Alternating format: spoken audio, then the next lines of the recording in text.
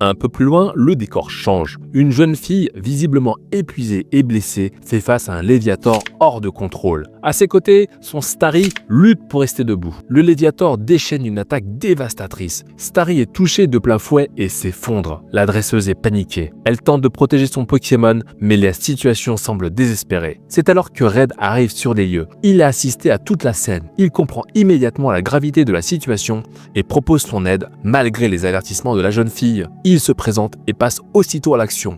Bulbizarre est envoyé au combat. La jeune dresseuse est surprise. Red est donc lui aussi un dresseur. Le Léviator attaque à nouveau, mais cette fois, l'attaque est totalement inefficace. Bulbizarre encaisse sans broncher, presque ravi, comme s'il profitait d'une simple douche. La jeune fille n'en revient pas. Red lui explique calmement qu'une attaque de type eau est inefficace contre un Pokémon de type plante. Puis il contre-attaque. Une graine jaillit du bulbe de Bulbizarre et s'accroche au corps de Léviator. Elle germe instantanément. Des lianes surgissent et entravent le Pokémon aquatique. La jeune fille reconnaît l'attaque, c'est Vampigraine. Profitant de l'ouverture, elle ordonne à Starry d'utiliser une capacité de soin. Les blessures disparaissent presque immédiatement. Red observe, impressionné par l'efficacité de cette technique. Mais le combat n'est pas terminé. Léviator parvient à se libérer des lianes. Red propose alors d'unir leurs forces.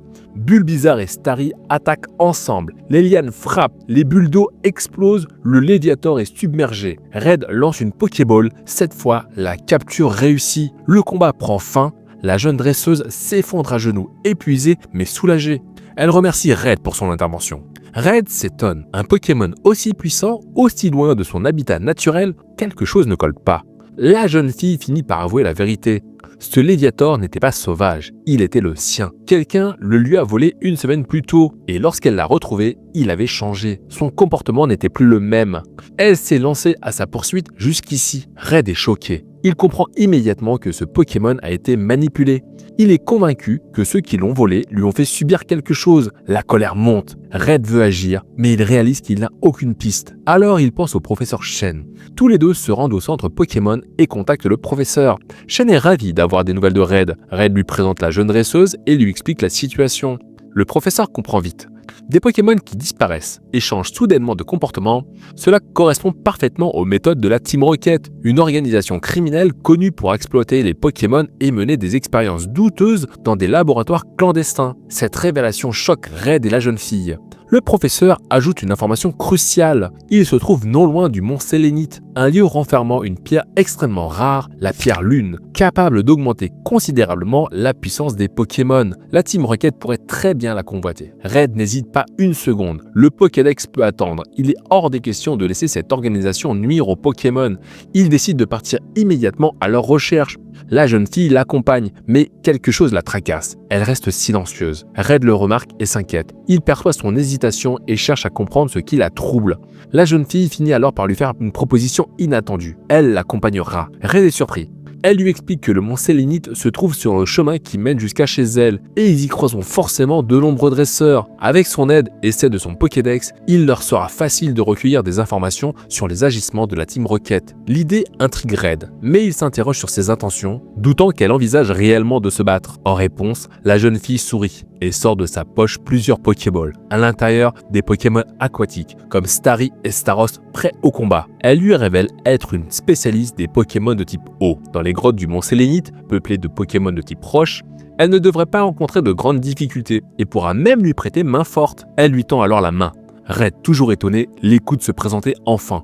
Elle s'appelle Ondine, originaire de la ville d'Azuria. Sûre d'elle, elle l'invite aussitôt à se mettre en route en direction du mont Sélénite. À l'intérieur, des membres de la Team Rocket communiquent par Tokiwoki. Des fouilles sont en cours, toujours aucune trace de la pierre Lune. Mais les ordres sont clairs, continuez à explorer et user de la force si nécessaire. En voyant la scène, Red et Ondine se mettent immédiatement à couvert. Ils reconnaissent les uniformes. Red se souvient les avoir déjà croisés dans la forêt de Jade. Il n'y a plus de doute, c'est bien la Team Rocket. Ils échangent rapidement, leur objectif est clair. Trouver la pierre Lune avant eux. Sans perdre le temps, ils se glissent discrètement dans la grotte, rampant, se faufilant entre les herbes jusqu'à disparaître dans les profondeurs du mont Sélénite. L'obscurité est presque totale. La grotte grouille de Pokémon. Nosferapti, Rakayu, Topiqueur, Ondine frissonne. Red décide alors d'utiliser Pikachu pour éclairer leur chemin. Il libère Pikachu. Même boudeur, le Pokémon finit par libérer une décharge électrique qui illumine la grotte comme en plein jour. Grâce à lui, ils peuvent avancer sans difficulté.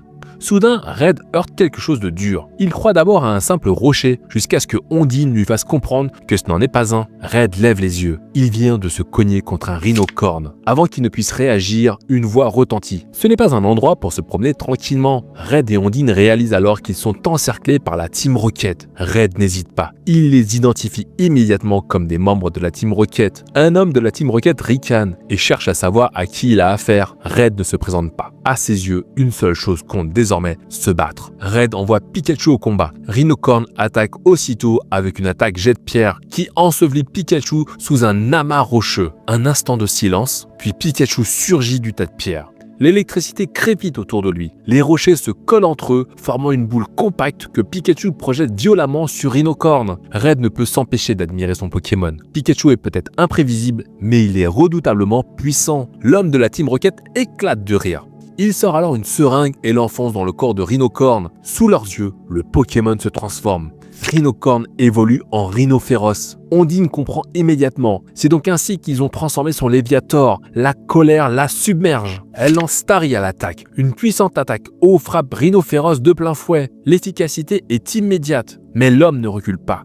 Rhinophéros fait tournoyer sa corne, concentrant une énergie terrifiante. L'attaque est renvoyée avec une violence extrême. L'onde de choc projette Ondine contre la paroi de la grotte. Elle s'effondre inconsciente. Red est énervé. Il ordonne à Pikachu d'attaquer, mais Rhinophéros avance sans ralentir et écrase Pikachu sous son énorme patte. L'homme jubile. Selon lui, Red n'a aucune chance. Rhinophéros prépare une nouvelle attaque, déclenchant une pluie de pierres meurtrières. Red refuse d'abandonner. Il serre les poings. Il ne laissera pas ces types gagner. Sous la patte de Rhinophéros, Pikachu bouge encore. Il rassemble son énergie. Dans un effort surhumain, il se libère, roule sur le côté et se redresse. L'électricité jaillit autour de lui. Il commence à tournoyer sur lui-même, concentrant une puissance inédite. Même l'homme de la Team Rocket est surpris. Quelque chose de bien plus puissant est en train de se préparer. Pikachu se colle soudainement au plafond de la grotte. L'électricité se diffuse dans la roche, parcourant toute la voûte. La Team Rocket n'a même pas le temps de comprendre ce qu'il se passe. Un grondement sourd retentit. Une immense portion du plafond s'effondre, écrasant lourdement le sol. Le passage est totalement obstrué. Une muraille de pierre sépare désormais la Team Rocket de Red et Ondine. L'homme comprend immédiatement. Ils se sont échappés. À l'extérieur du mont Sélénite, Red et Ondine reprennent leur souffle. Ils sont couverts de poussière. Leurs Pokémon aussi. Red ne peut s'empêcher de fanfaronner. Il prétend avoir écrasé Rhinophéros en un seul coup, pendant qu'Ondine était inconsciente. Elle lève les yeux au ciel, mais rappelle l'essentiel. Ils n'ont toujours pas récupéré la pierre lune. Red sourit. Il sort de sa poche une pierre brillante. Il l'a trouvée dans les décombres. Juste après l'effondrement, Ondine est soulagée. Cette mission n'aura pas été vaine. Un peu plus tard, le décor change. Ondine et Red arrivent à Azuria, la ville sur l'eau. Ondine annonce qu'ils sont arrivés. Red reste bouche bée. Devant lui se dresse un bâtiment immense, digne d'un véritable palais. Il n'en revient pas qu'Ondine vive dans un endroit pareil. Les portes s'ouvrent, des servantes accourent. Surprise de voir Ondine dans un tel état, elle leur présente Red. Puis le temps passe. Leurs vêtements sont nettoyés, leurs Pokémon soignés. Red découvre avec stupeur que le palais possède même son propre centre Pokémon. Plus tard, il se retrouve dans un salon somptueux. Red ne peut s'empêcher de commenter le luxe environnant. Ondine revient, vêtue d'une robe élégante. Red est impressionné. Puis il passe à table. Red raconte leur aventure avec enthousiasme, exagérant légèrement son rôle, surtout au moment où Ondine a perdu connaissance dans la grotte. Cette remarque la fait tiquer. Ondine l'interrompt et recentre la discussion. Les Pokémon vont bientôt récupérer, mais s'ils veulent avoir une chance contre la Team Rocket, un entraînement spécial sera indispensable. Les membres qu'ils ont affrontés ne sont que des exécutants, les vrais dangers sont à venir. Red, fidèle à lui-même, balaye l'idée. Pour lui, il est inutile de s'entraîner. La Team Rocket n'est rien face à lui. Ondine se fâche. Elle lui reproche de les sous-estimer. Cette arrogance pourrait lui coûter cher. Red, piqué au vif, réplique maladroitement en rappelant qu'elle dormait pendant son combat. La remarque est de trop. Ondine se lève furieuse et quitte la pièce sous le regard silencieux des servantes. Puis, la nuit tombe. Dans sa chambre, Red discute avec ses Pokémon. Il minimise la dispute. Selon lui, il n'a pas de temps à perdre à s'entraîner. Soudain, la lumière s'éteint. Un violent courant d'air traverse la pièce. Le lit se soulève, les meubles s'agitent. Red est emporté dans les airs. Bulbizarre jaillit de sa Pokéball. Il attrape Red avec ses lianes juste à temps. La tempête intérieure redouble. La fenêtre s'ouvre en grand, tout vole dans la pièce. Puis le calme revient. Le lendemain matin, au petit déjeuner, Red est pensif. Quelqu'un en a clairement après lui. Une servante tente d'attirer son attention. Red revient à lui et se rengorge aussitôt. Il se vante, il plaisante, amuse la galerie. Il annonce alors son intention, défier le champion d'arène d'Azuria. Un silence gêné s'installe. Ondine intervient. Si Red veut affronter le champion, elle peut l'y conduire. Ils traversent ensemble la ville d'Azuria. Ils arrivent enfin. Ondine invite Red à rentrer. L'arène est vide. Une seule salle reste accessible. Red commence à s'agacer. Il se demande où se cache ce fameux champion. Ondine se retourne et se désigne elle-même. Red croit une plaisanterie. Une attaque haut fuse droit sur Red. La réalité est là. Ondine est la championne d'arène d'Azuria. Red recule abasourdi. Il pense encore qu'elle lui en veut pour le dîner de la veille. Mais Ondine ne plaisante plus. Elle avance d'un pas assuré. Staros à ses côtés, le regard déterminé. D'un geste sec, elle déclenche une nouvelle attaque haut. Le jet frappe Red de plein fouet. Il n'arrive toujours pas à croire qu'Ondine soit réellement la championne d'arène. Mais cette fois, elle va plus loin. Elle lui révèle que l'étrange attaque survenue dans sa chambre la veille n'était pas un accident, c'était elle. Red refuse d'y croire. Pourtant, Ondine insiste. Si malgré tout cela, il n'est toujours pas décidé à l'affronter, alors c'est qu'il a rien compris. Red finit par se retourner. Il en a assez de subir. Il envoie Bulbizarre au combat et ordonne une attaque fouéliane. Ondine ne cille pas. Elle considère cette attaque comme dérisoire. Une nouvelle preuve selon elle qu'il la sous-estime encore. Elle contre-attaque immédiatement. Une vague de bulles d'eau submerge Red et son Pokémon. Il est dépassé, pris dans les flots, incapable de reprendre le contrôle. C'est à ce moment-là qu'il comprend. Il lui demande pourquoi elle a caché une telle force. Ondine tremble, elle serre les poings. Elle pensait qu'il avait compris. Au Mont Sélénite, l'attaque de Starry n'était pas assez puissante et cette impuissance l'a marquée. Elle est au bord des larmes. Si eux-mêmes ne se prennent pas au sérieux, alors ils n'auront jamais la moindre chance face à la Team Rocket. Ils doivent s'entraîner. Red réalise enfin. Ce combat n'est pas un défi, c'est une leçon. Il s'avance et s'excuse. Il admet qu'elle a raison. Il comprend qu'il a été aveuglé par son arrogance. Ondine se calme. Elle comprend qu'il a enfin saisi le message et décide de s'entraîner ensemble. Puis,